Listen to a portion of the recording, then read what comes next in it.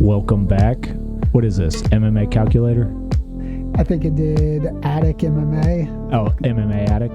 Get in our attic. Welcome back.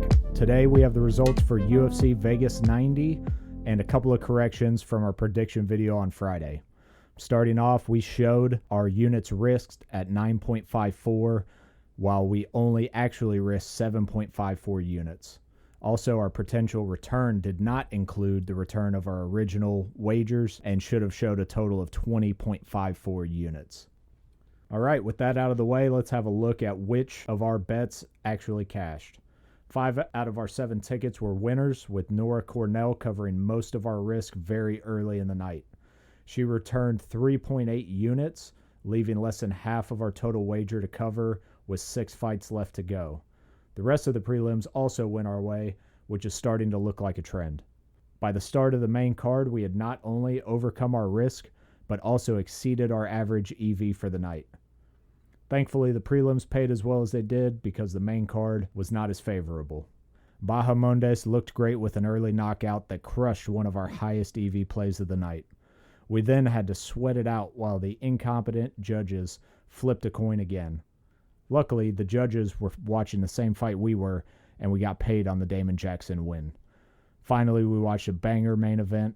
Both of us thought that Chris Curtis had pulled it off, and we were about to have our first card with profits higher than our total risk. Unfortunately, the judges saw it differently, and we closed the night with a close loss. As much as the bankroll needed to see Chris win, it was great to see that our model had predicted such a close fight as a true pick'em.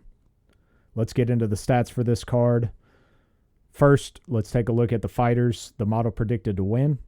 It was correct on 7 out of 12. Allen versus Curtis is counting against that.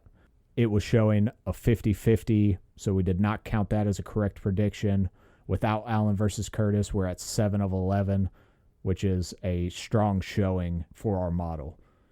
We calculated 7 positive EV plays from those odds and bet on each of those for 7.54 units, cashing in on 5 out of 7 for a total return of 13.94 and profiting 6.4 units this weekend.